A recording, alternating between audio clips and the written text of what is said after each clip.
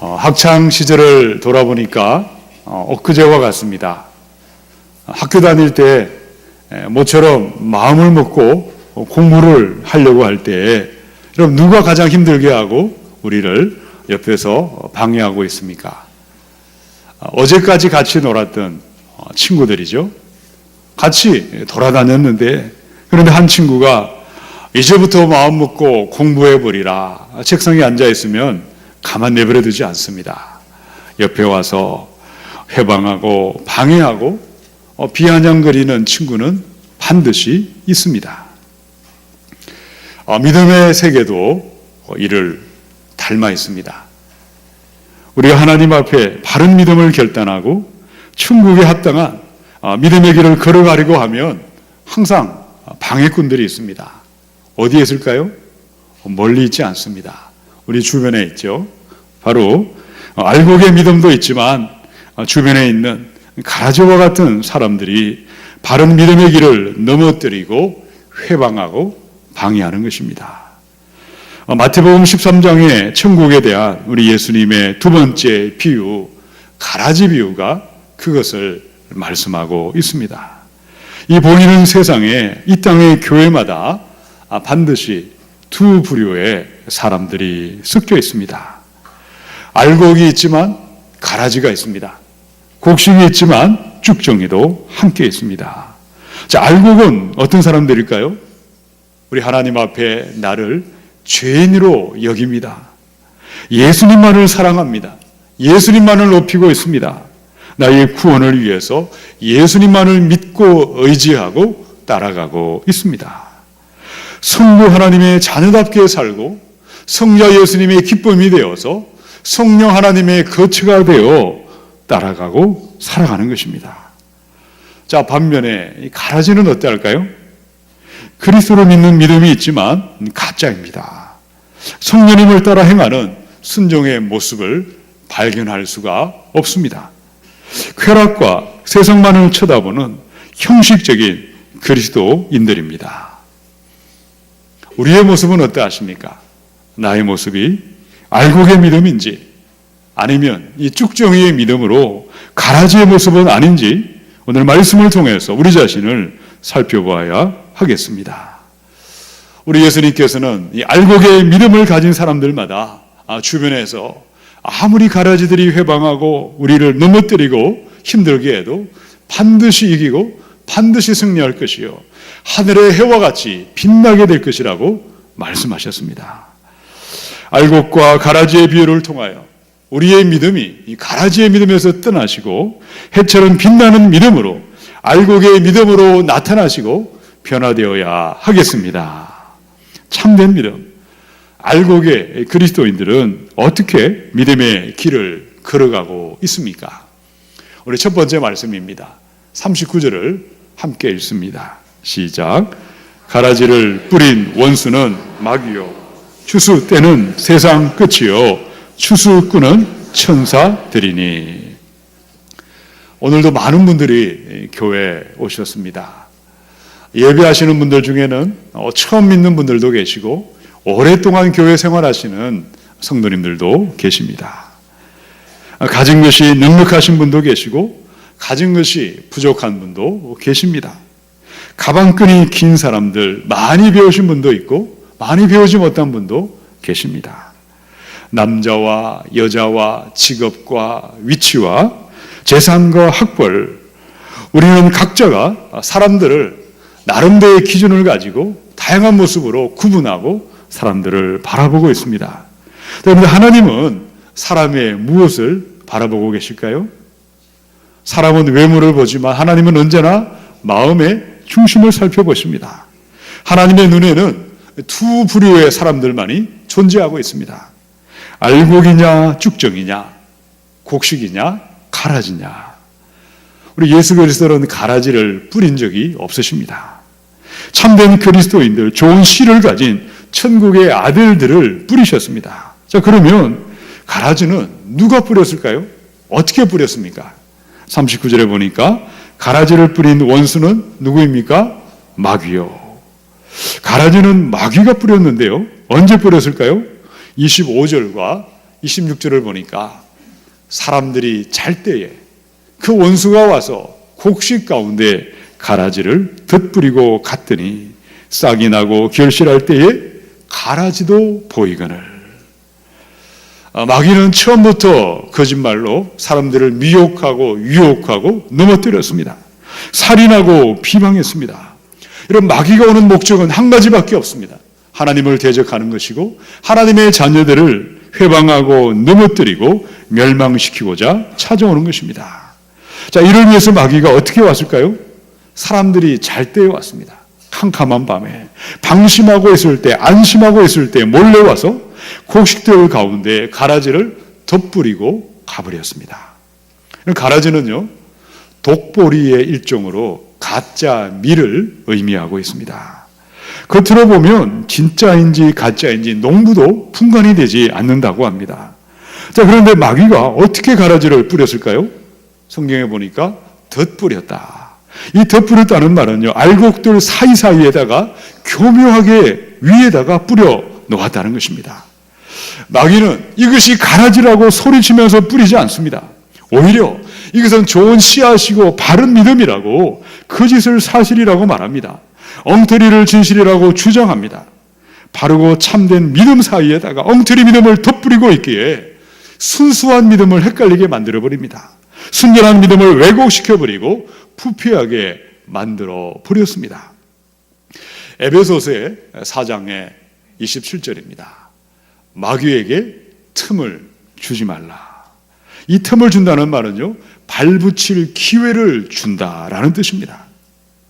가인의 예배가 어떻게 그런 엉터리 예배를 드리게 되었을까요? 사울왕의 예배가 어떻게 그런 예배를 드리게 되었을까?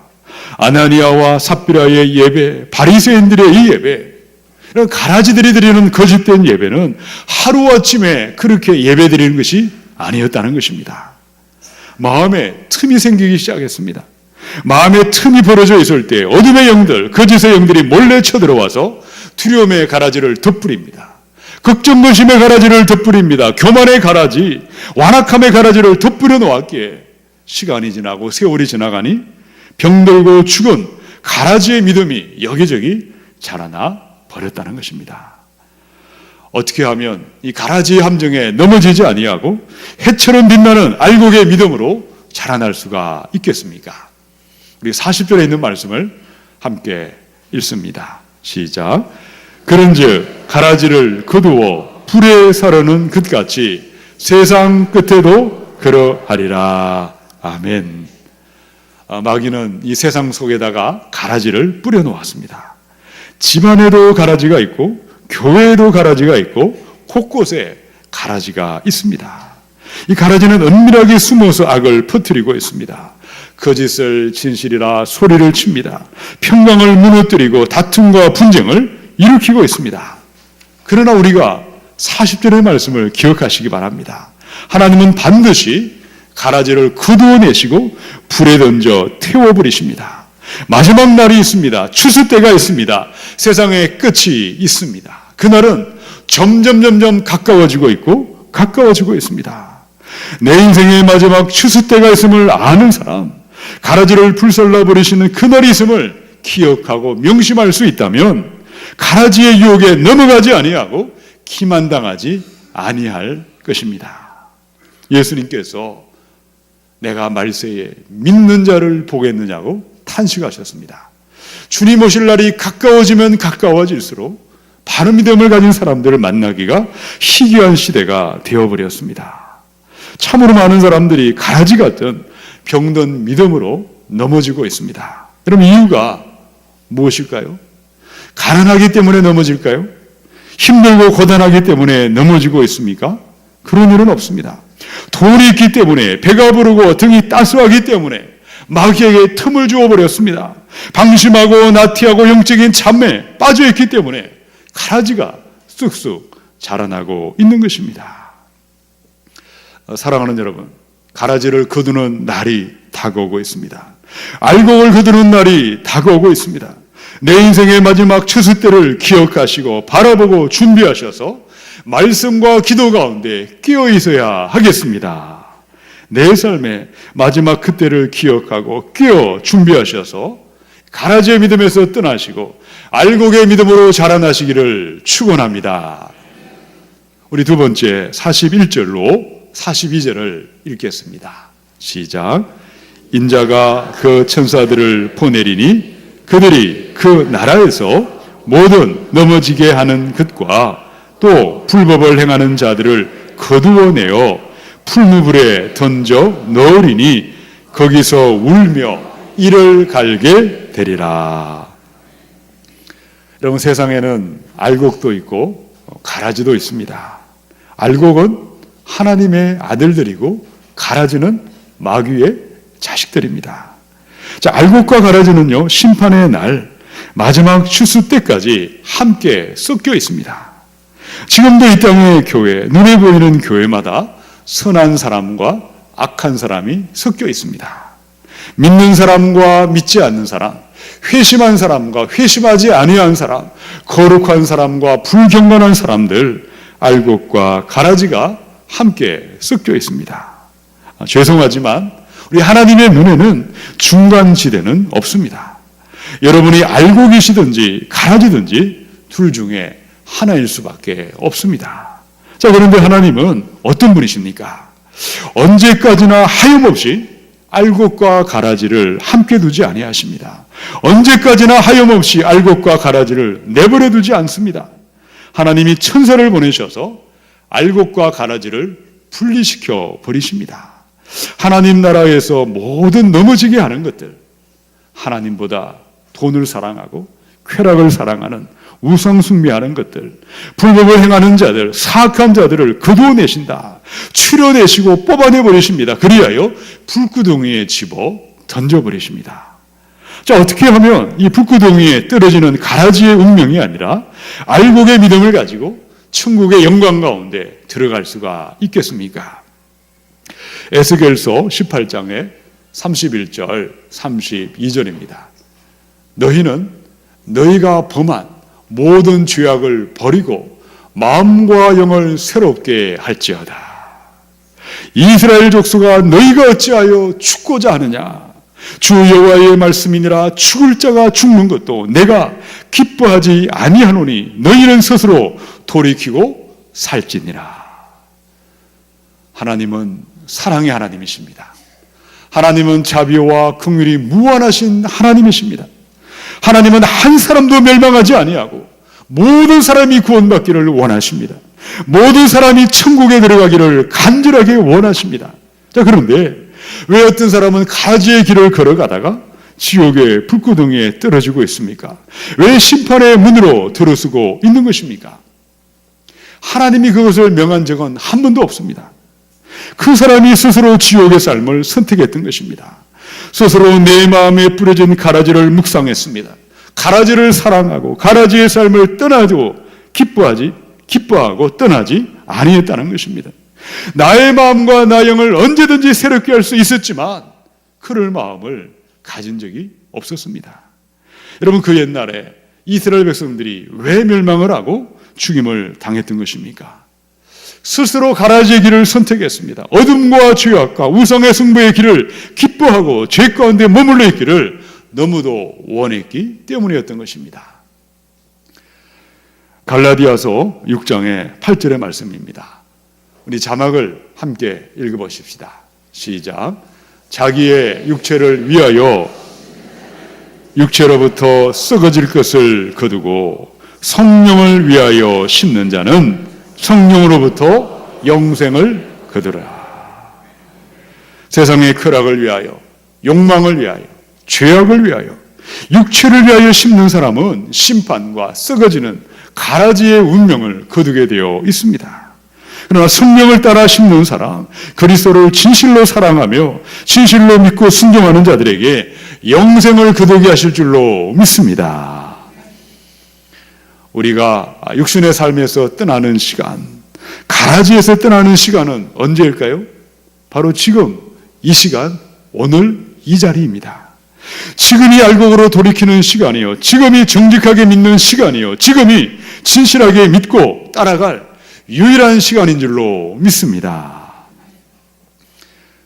여러분, 찰스 디킨스의 소설 가운데 그 유명한 크리스마스 캐롤이 있습니다.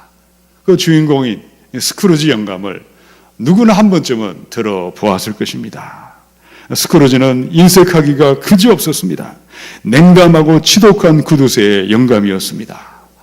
어떻게 그 욕심 많던 스크루지가 사려 깊고 인정이 많고 사랑이 많은 따스한 사람으로 변화되어 있었습니까? 이 크리스마스 이브날 스크루지에게 예전에 동업자였던 말리의 영혼이 찾아왔습니다. 과거와 현재와 미래의 유령, 이 세 명의 유령이 방문해서 그의 인생의 마지막을 보게 해 주었던 것입니다. 이 세 명의 유령의 방문을 받고 내가 어떻게 해서 현재의 모습을 하게 되었는지, 지금 나의 삶이 어떻게 어디로 흘러가게 되어 있는지, 마침내 나의 최후와 나의 종말이 어떻게 될 것인지 모든 것을 보았던 그 다음날 아침, 스크루지가 너무도 기뻐하며 잠자리에서 일어났던 이유가 어디에 있었습니까? 아직도 나에게는 운명을 바꿀 시간이 남아있었기 때문입니다. 그는 지금 그가 할 수 있는 가장 진실한 선택을 하기 시작했습니다. 가장 최선의 결정을 하기 시작했습니다. 그리하여 그의 삶이 복되고 복된 삶으로 나타나게 되었던 것입니다. 고린도후서 6장의 2절입니다. 보라, 지금은 은혜 받을 만한 때요. 보라, 지금은 구원의 날이로다. 가라지의 믿음에서 떠나는 시간, 병든 믿음에서 떠나고 돌이킬 시간은 지금 오늘입니다. 지금 예수님을 참되게 믿기를 원합니다. 지금 가라지에서 떠나기를 원합니다.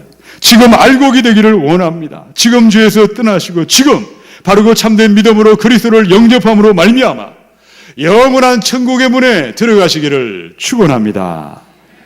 우리 세 번째 43절을 함께 읽겠습니다. 시작. 그때에 의인들은 자기 아버지 나라에서 해와 같이 빛나리라. 귀 있는 자는 들으라. 자, 그때에, 여러분, 그때가 언제입니까?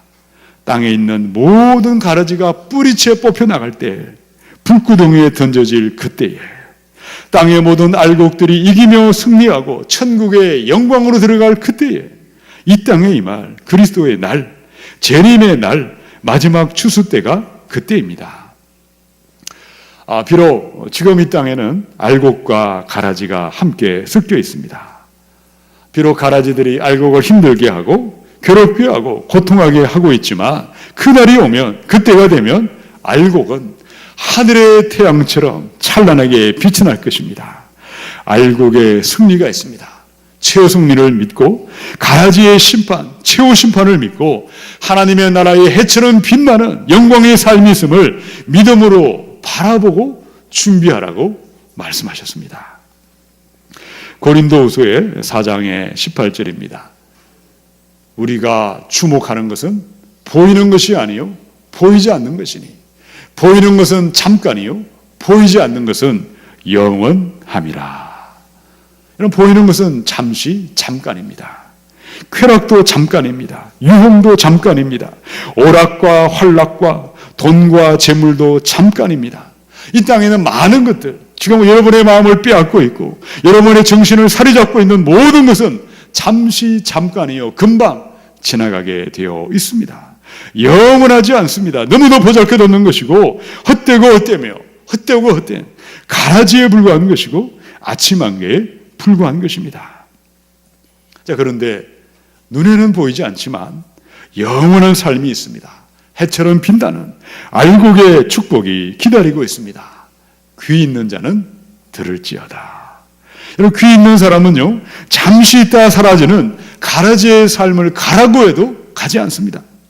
귀 있는 사람은 해처럼 빛나는 알곡의 삶을 기뻐하며 알곡의 삶이 복인 줄 믿고 내 삶의 매 순간순간을 알곡의 믿음을 선택하며 순종함으로 찬란한 영광 가운데, 천국의 영광 가운데 해처럼 빛나는 삶으로 나타날 줄로 믿습니다.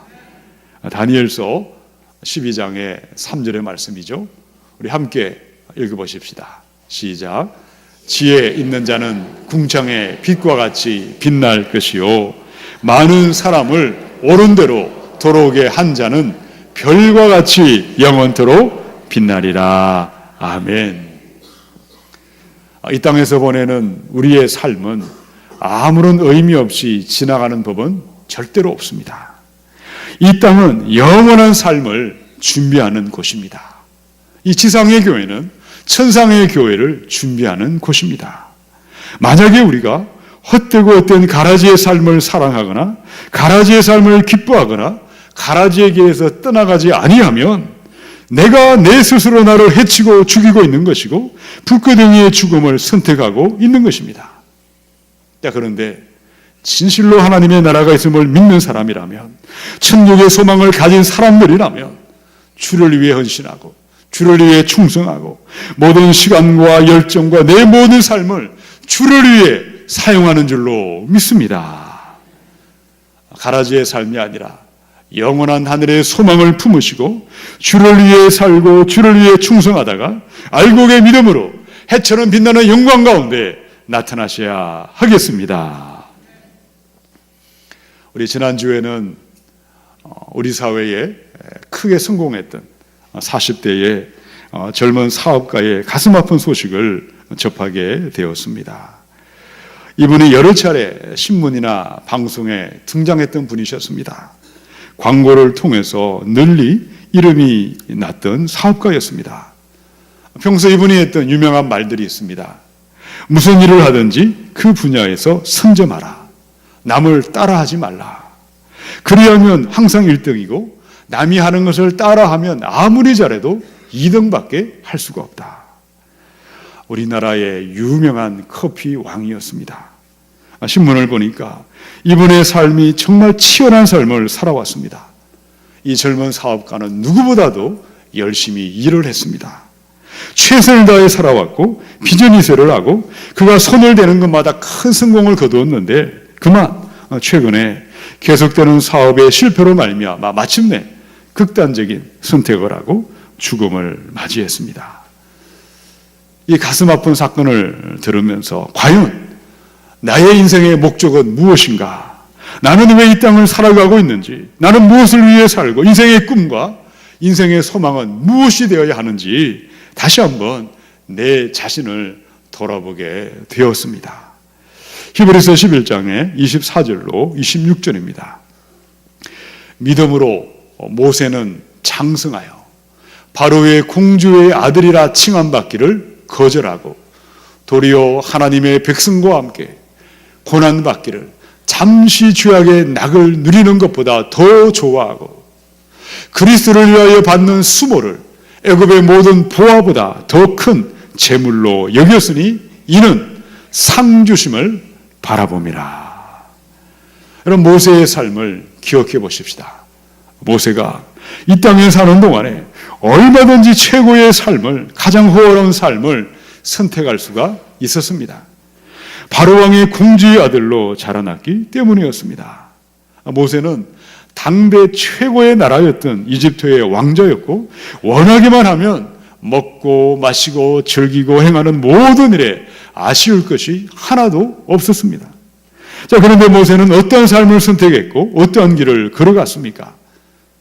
이 땅에 주어진 시간, 이 유한한 시간을 살아가면서 잠시 있다 사라지는 것들, 영원히 없어질 것을 위하여 시간을 허비하지 아니했습니다. 모세의 삶은 하나님의 영광, 주를 위해 살았고 주를 위해 헌신했고 주를 위해 충성하는 이 알곡의 믿음을, 참된 믿음의 길을 선택했던 것입니다. 하늘의 영광을 바라보았고 찬란한 영광이 있음을 믿었습니다. 하늘의 상주심을 바라보았기 때문이었습니다. 빌립보서 1장의 20절, 21절입니다. 나의 간절한 기대와 소망을 따라 아무 일이든지 부끄러워하지 아니하고 지금도 전과 같이 온전히 담대하여 살든지 죽든지 내 몸에서 그리스도가 존귀하게 되게 하려 하나니 이는 내게 사는 것이 그리스도니 죽는 것도 유익함이라. 하나님의 나라, 천국의 소망을 가진 사람들마다 오직 예수 그리스도, 주를 위해 살고 주를 위해 충성하다가 해처럼 빛나는 찬란한 영광의 삶에 들어가게 하실 줄로 믿습니다.